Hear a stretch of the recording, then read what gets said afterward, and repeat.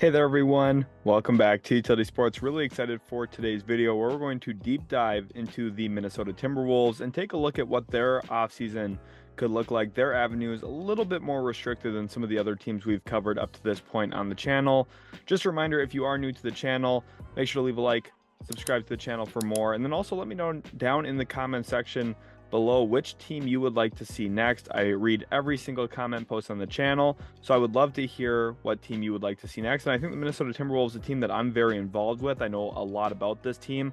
Out of all 30 teams in the league, I think this is probably one of the teams I know top 2 or 3 most, just with kind of my understanding of the organization and where I'm currently at with my role. I just have a pretty good feeling for what I expect to happen potentially for Minnesota this offseason and some of the things that are going to be in consideration for this team. So let's go ahead and jump forward into a video preview where we're going to look at this Timberwolves team, what happened this past season in a season recap. Of course, a pretty disappointing year.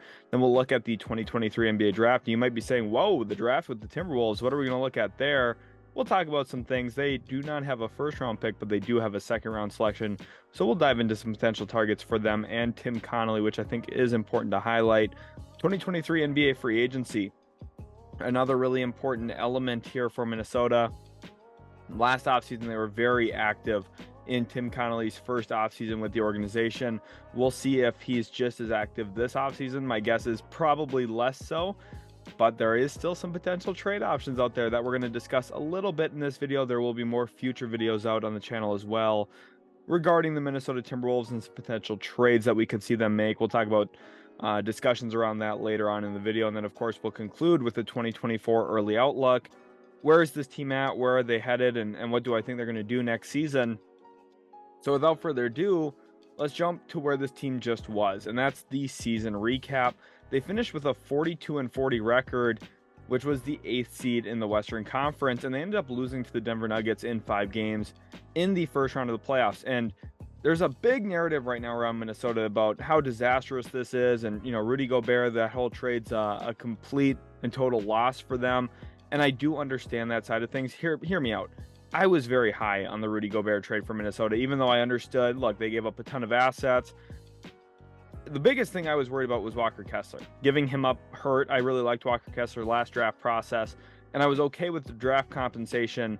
I just thought, moving off of Walker Kessler, it's not great, but you're basically accelerating that into a guy who maybe Walker Kessler turns into a Rudy Gobert. Some people are going to say that Walker Kessler is better than Rudy Gobert. He's not yet. Maybe he will be at some point. He had a very great rookie season, but Rudy Gobert, really, without him, this season would have been an absolute disaster for the Minnesota Timberwolves, a team that, honestly, with my proximity to the organization, there was a serious lack of maturity on the court and off the court.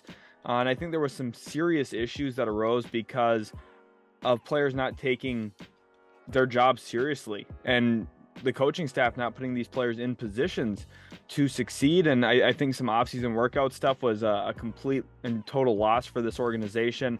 Anthony Edwards came in overweight to the season, which is why he wasn't recording a dunk the first, I think 10 or 11 games of the year. People were blaming Rudy Gobert for that, which had nothing to do with it. And Anthony Edwards, as he actually played his way into shape, started to dunk the basketball again.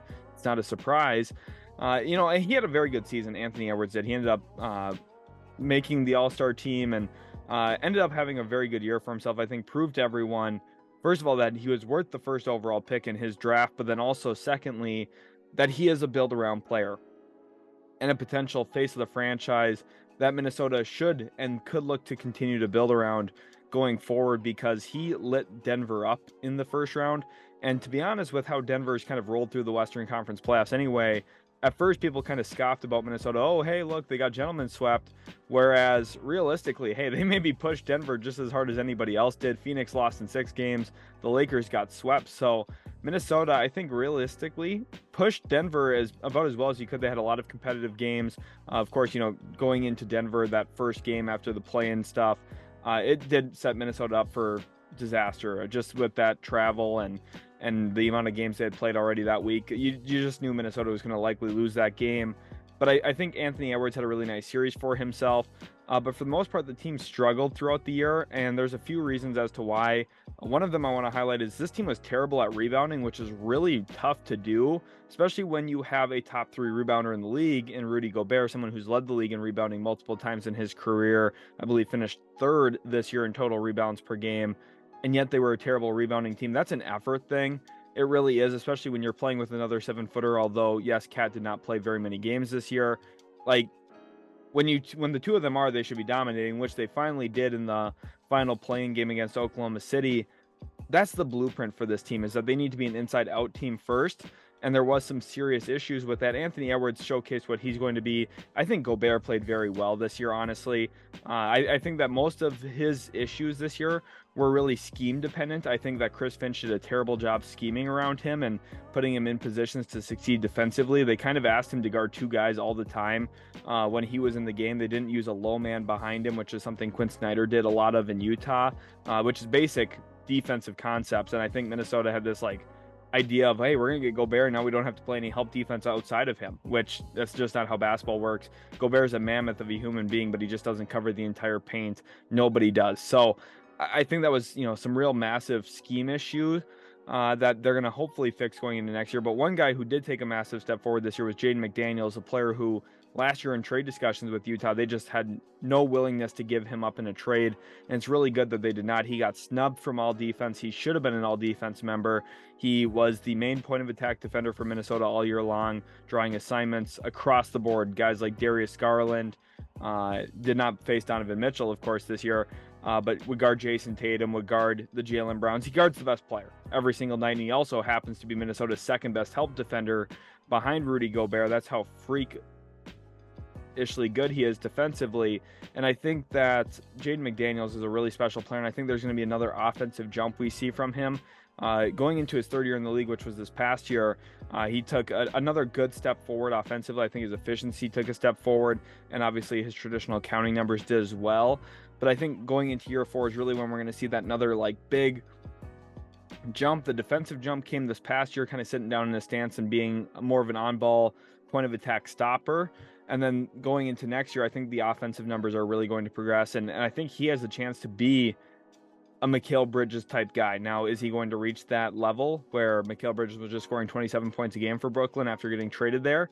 Maybe not, but if he could get up to an 18 to 25 point per game score, somewhere in that range, 25 is pretty lofty, but 18 to 21 even really accelerates what this Minnesota team is supposed to look like. And I think that really the core of Ant, McDaniels, Gobert, and Cat was the whole purpose of making this deal, especially Ant, McDaniels, and Gobert. You have a really special defensive trio.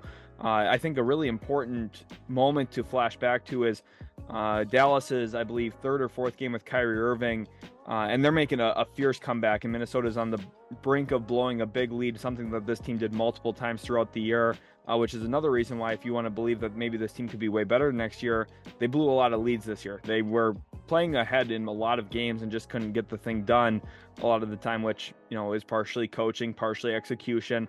Both of those things, play into it. And they ended up closing out that game against the Dallas Mavericks, in part due to Anthony Edwards and Jaden McDaniels defensively locking up both Luka Doncic and Kyrie Irving on the final possession.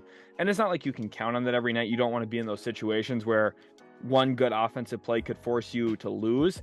I think we've seen that in this playoffs. You don't want to be in those situations. But Ant and McDaniels are just 2 special defenders that do different things. McDaniel's very lengthy, a good perimeter shot blocker, as well as the guy who can challenge drivers. And Ant just so physical. He's able to keep his body in front of guys very well. And then Gobert, of course, the backside guy, cleans a lot of that up. Cat missing so much time really did throw this team for a loop as well. We really didn't even get to see what a good Cat and Gobert combination would even look like. I know people are like, oh, this doesn't fit, this, that, and the other thing. I think that it could fit theoretically. I think Cat was actually one of the better passers to Rudy Gobert this past season. And I think that Cat is a very good player, and I think he was a lot of the things Minnesota was missing while he was out. This team was very injury riddled this year. So again, they finished above 500 despite having a ton of injuries, rebounding deficiencies around Gobert. They really didn't figure out their offensive flow until the end of the season. They didn't have a lot of shooting, and yet they were over 500 in a competitive Western Conference. And I think that shows that this team is not only really good at the top with Ant, but also a lot of other good players on the team. And I think we saw that with Slow-Mo, Naz Reid and Taurean Prince as well. All three key contributors. I was hoping Jalen Noel would be a guy that throughout the year would warrant me talking about him a little bit more. I think he had a disappointing season, but Kyle Anderson was a fantastic pickup. I loved him as an addition. Of course, season kind of ended in drama and a little bit of fireworks between both Gobert and himself on the sideline of that game 82 against New Orleans. And then McDaniels punching a wall didn't help anything. But Slow-Mo, another really just smart player, did a lot of nice things for them against zones, specifically playing in the middle, kind of as a cut-through guy. Ran a lot of high-lows with him and Gobert. Gobert finished a lot of lobs, which, by the way, Rudy Gobert is already second in Timberwolves history for alley-oop lob dunk finishes, only behind Kevin Garnett, and he'll pass him early next season. So if you want to look at a guy who puts a ton of rim pressure, he was averaging over one lob dunk a game, which is absolutely monstrous stuff. And I think Minnesota throughout the year was figuring out how to get him the ball in advantageous situations. Gobert offensively, I think, is a good player. You just have to have those smart right players around him, which they found out later on. Naz Reid stepped up big time while Cat was out, though. Taurean Prince made some timely plays, really good hustle defender, stepped in, took a lot of charges, knocked down some really awesome corner threes as well throughout the year. And you know, Taurean Prince, like, you're not going to count on him every single night, but if he's your 7th or 8th guy, you're feeling pretty decent about yourself depth-wise. And I think that's really the big thing for Minnesota is if Cat stays healthy, kind of shuffles everyone down the pecking order one spot. And you're not asking for Slow-Mo to be a starter. You're not asking for Naz Reid to be a starter. And instead, they're really high-value 6th, 7th, 8th men on your lineup, and that's a really good spot to be in, which is why I thought Minnesota was going to win a lot more games. I thought they were deep. I thought they had a lot of hunger to come in and take a step forward this past year. They just did not show that hunger. I think some of them did. I think some of them did not. And I think there's going to be some conflict, and there's already some movement because of that. D'Angelo Russell, of course, got traded because he was one of the guys that was not willing to put in the work. And even though D'Angelo Russell is a talented player and he was significantly younger than Mike Conley, Minnesota got way better by trading him for Mike Conley because, one, Mike Conley knows what he's doing on the basketball court. There's way less of those crazy, stupid passes that just become turnovers because D'Lo just doesn't care about taking care of the basketball. It's not even that he's, throwing risky passes and trying to fit the ball in. It's like simple little post entries. He just floats it in and really has no care in the world about it. I understand if you're trying to make plays, you're going to turn the ball over. D'Angelo Russell would turn the ball over just kind of trying to set up something for the offense, which is unbearable to watch. And I thought D'Angelo Russell was going to be a huge benefactor of Rudy Gobert's screen setting. D'Lo decided that he wanted to play like a whole song and dance in the mid-range instead of just, walking into a dribble pull-up every single time it was there for him. And he just never really figured that out. Mike Conley, of course, played with Gobert in the past and knows how to play around Gobert. And I think the addition of him was huge. Of course, we saw it throughout the year. Once they traded for him, this Minnesota team looked a little bit more organized, a little bit more structured, and they actually carry that contract into next year. Plus, they got second-round picks in that deal. It was a huge home run trade for Minnesota, in my opinion. I gave it an A- on the day of the trade because I just felt like, hey, Conley gives them a lot of the things that they were lacking. They needed to pull off a move like this, and they actually did in pretty good fashion. So I think Minnesota going into next year, we'll talk about that later on, but I think they're in a pretty good spot because Conley's just a better player than D'Angelo Russell, especially for this team that lacked maturity and needed more of it in the locker room.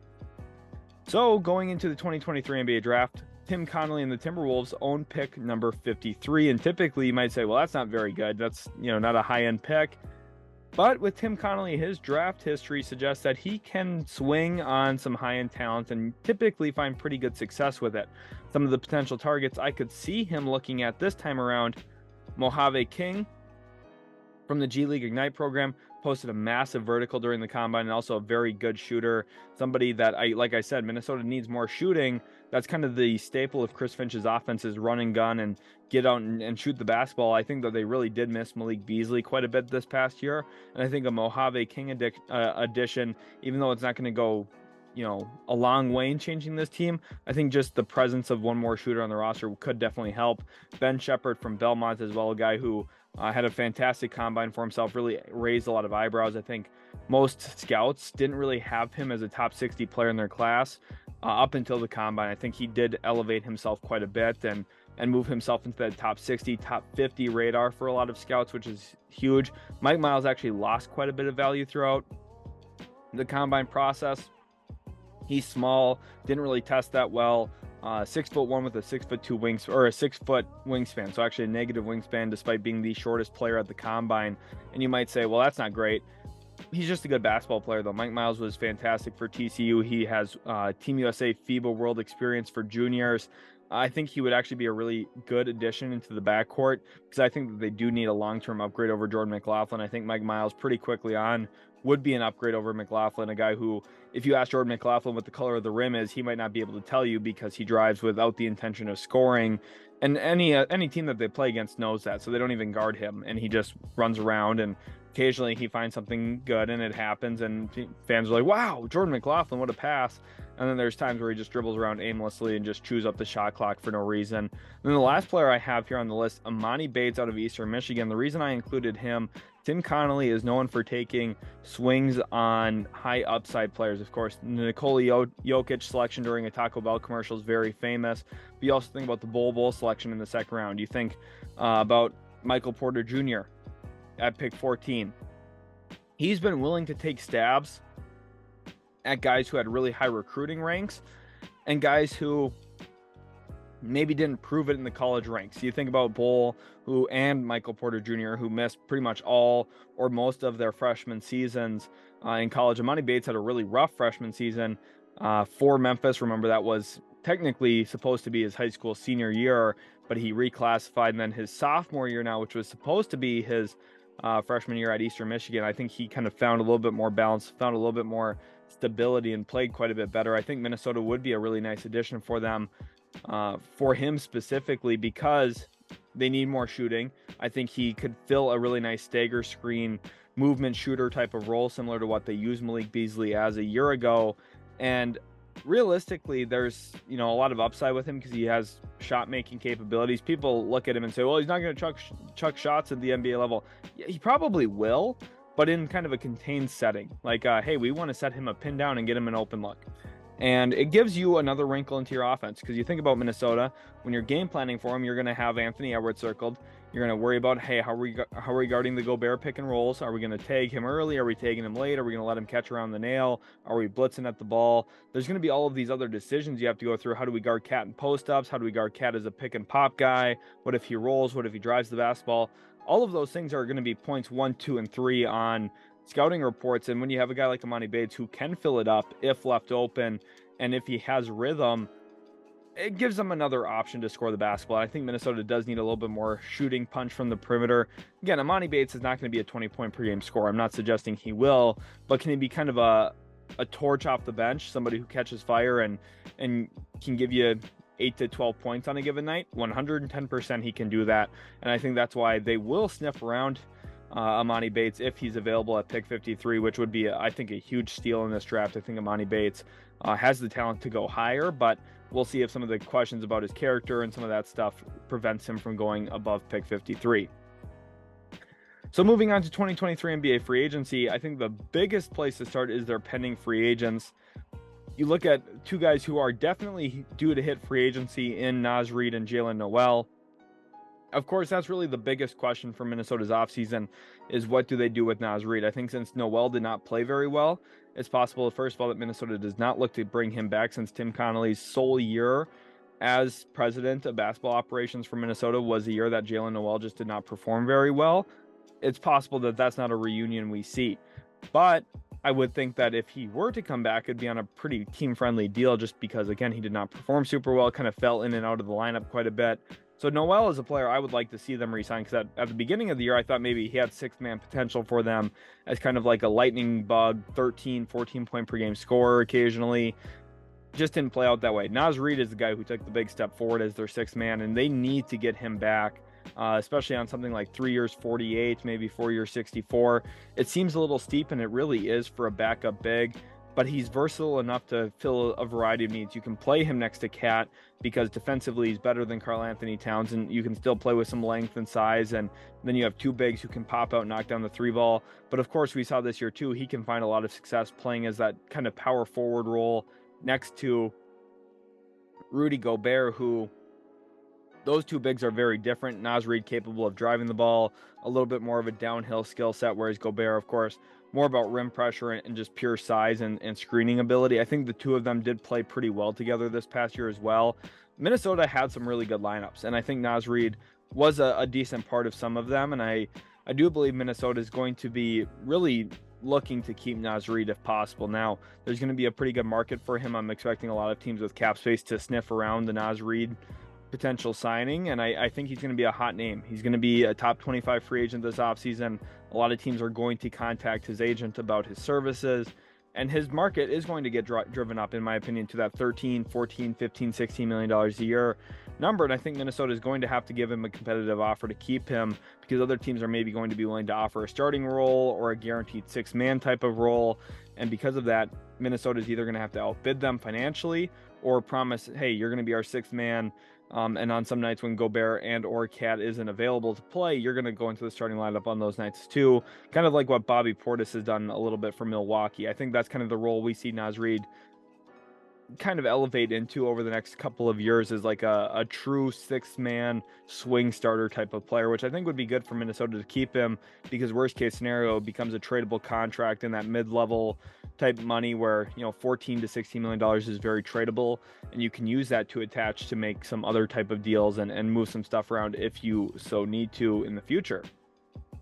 So for free agency, they don't really have a serious pathway to sizable or usable cap space, so there's really no way that we're going to look at maximum level players.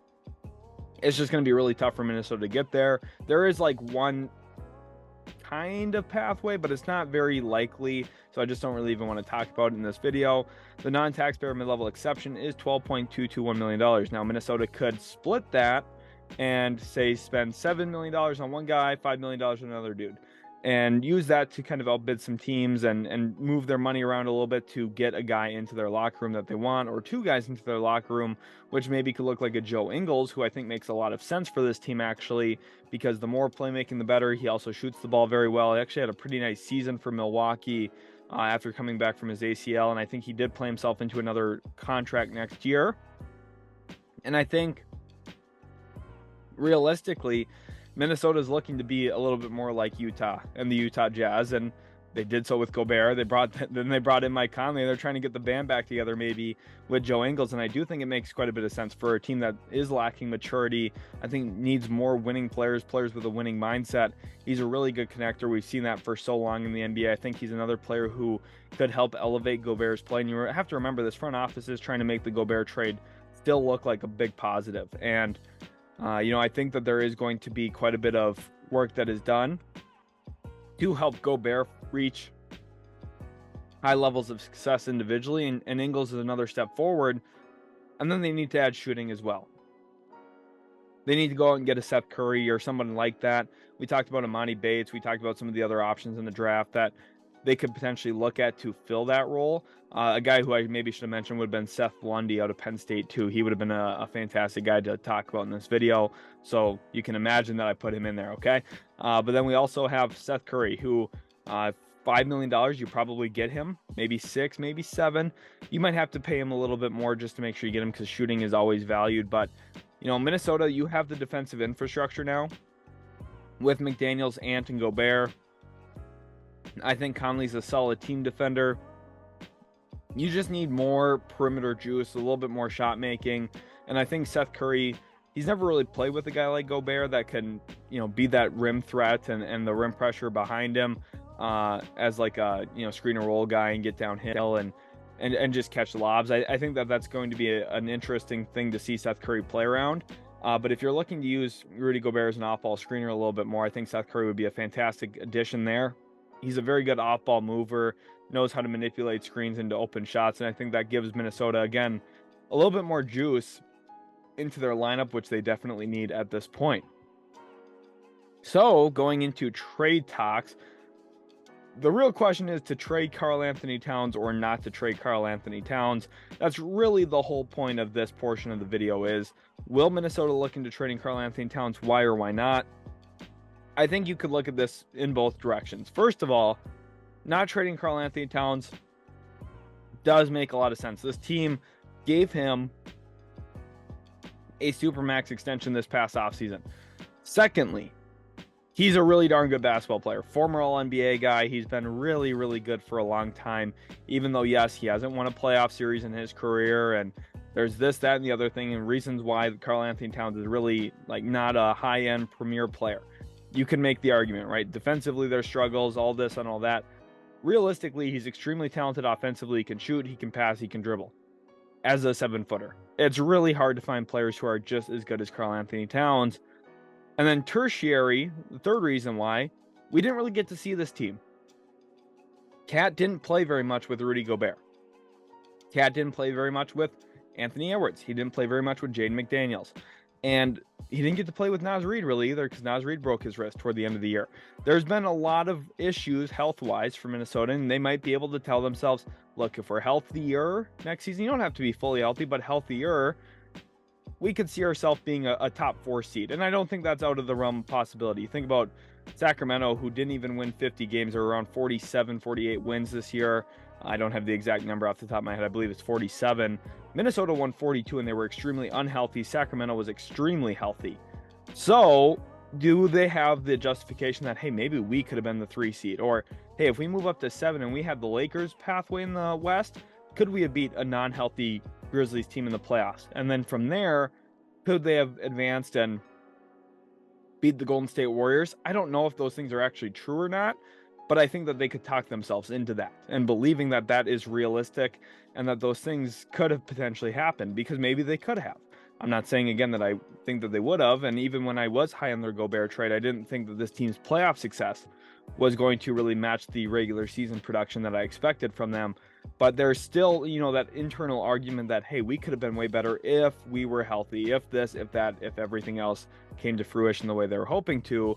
But on the flip side, maybe they say, look, when we did see Cat and Gobert, we didn't really love it that much, and Cat's defensive deficiencies were really bad on the perimeter. We kind of hoped he would look a little bit better there, and you know, the whole thing just didn't pan out super well, and we kind of got waxed in the playoffs by Denver. So what do we do from here? And Tim Connolly's probably just sitting there biting his fingernails, because he's the one who built Denver and watched that team that he basically built 95% of demolish the Minnesota Timberwolves in the first round of the playoffs. So trading Cat could maybe be their out, and maybe they bring in more draft picks and kind of reset the table from what they did with the Gobert trade.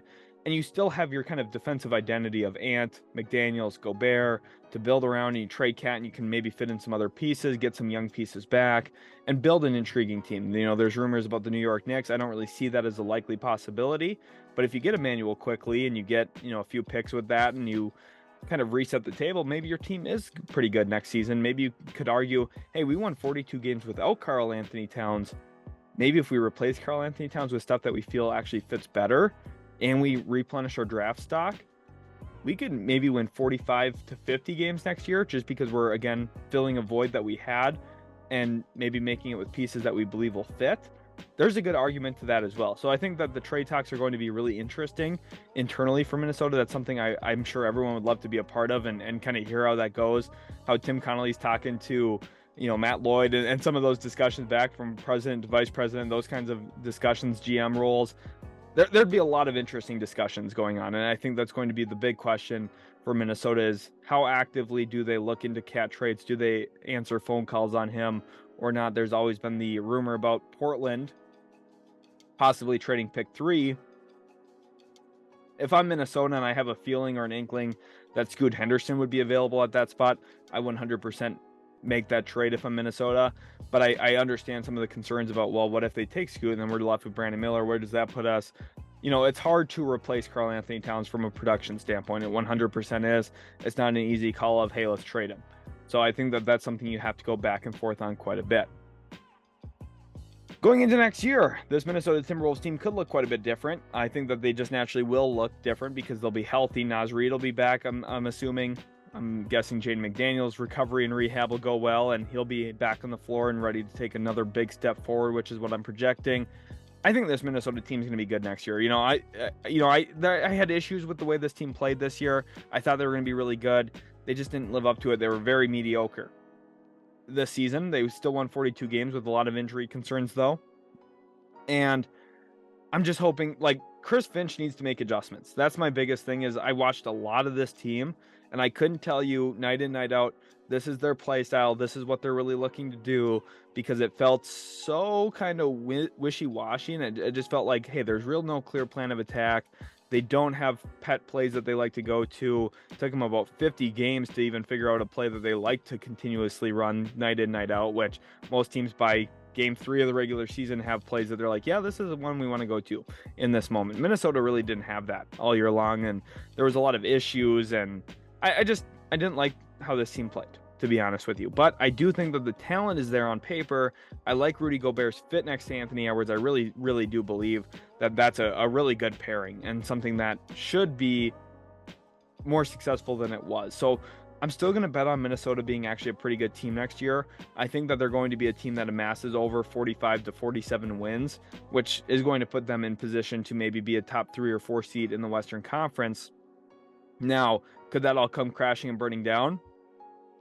100% it could. If they trade Cat and go in a younger route, maybe a trade to Houston for pick 4, say, well, that's a little bit different. Maybe this team takes a pretty sizable step back if they draft, say, Amin Thompson, and they're kind of taking more of a long-term approach with it. There's a lot of options right now for Minnesota, but I do think realistically,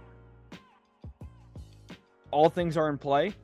I expect Karl-Anthony Towns to be in Minnesota next season, but I wouldn't be shook if he wasn't. So I think next season is going to be an interesting thing to watch. Minnesota, I couldn't take my eyes off of them this year because it was, first of all, so petty, so immature, but also like I felt like they have players that I'm like, yeah, this player's really good, this player's really good, this player's really good, and they did a lot of really good things, but it just never really contributed to winning. And they get up by 15 points in the game, you're like, oh yes, here they go, this is the team I'm waiting to see.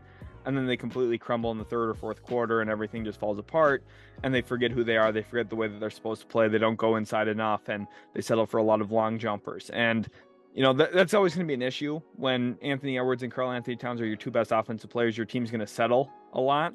But I think going into next year, with the right adjustments, right game planning, right schematic changes by Chris Finch, this team could take a big step forward, and I hope that they do, and I honestly low-key expect them to. So again, I'm going to kind of bet on the over on like 45 to 47 wins, which I feel pretty good about, honestly. And I think this Minnesota team, I'm hoping in year 2 of Gobert's tenure in Minnesota, they prove me more right than wrong this time around.